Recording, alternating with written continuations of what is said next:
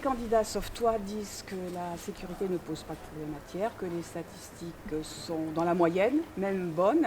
Qu'est-ce que tu réponds à ces arguments? Les crimes et délits sont les seuls représentés dans la statistique. Et je vous confirme que, à cet égard, Thiers est bien dans la moyenne. Mais il y a d'autres phénomènes qui ne sont pas pris en compte dans la statistique.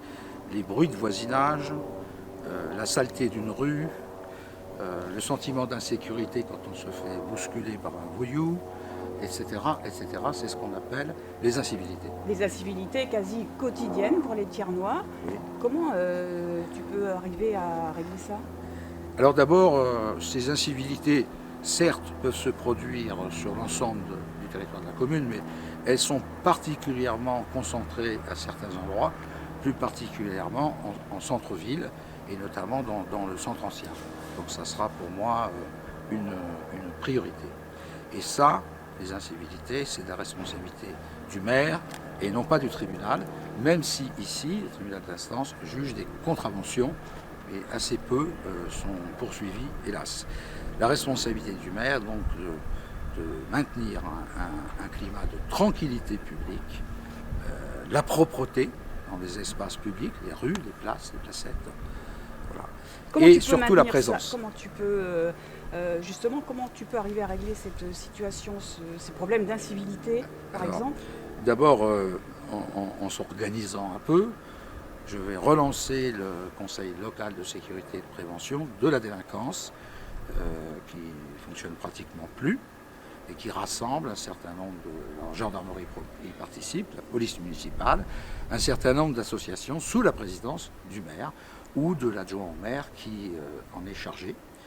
Ce conseil se réunit de temps à autre, mais ce n'est pas suffisant, parce que les incivilités, c'est au quotidien. Donc il y aura deux groupes de coordination permanents, l'un voué à la tranquillité publique, donc ce qui se passe dans l'espace public, l'autre voué à la prévention en direction des jeunes.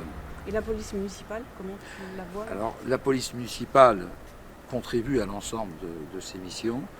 Je la veux plus proche des citoyens, plus présente là où on l'attend, plus réactive, ce qui veut dire que je redéfinirai ses priorités. Il faut des moyens, il faut Absolument. du travail. Absolument. Pour arriver. Est-ce que tu auras les moyens de tes ambitions? Ça fait partie des priorités de notre projet. S'il faut renforcer certains moyens, on me demande est-ce qu'il faut plus de caméras, plus de ci, peut-être, on verra. C'est pas l'essentiel. Pour moi, l'essentiel, c'est l'aspect humain. Ce sont les priorités et l'animation. Et nous avons dans notre équipe un spécialiste de ces questions, donc Bruno Oliverio, qui aura à animer la police municipale, avec le chef de la police bien sûr, et à participer aux deux groupes de coordination que j'ai cités. Je suis un homme de terrain, mon idée et mon objectif, c'est d'être près de la population.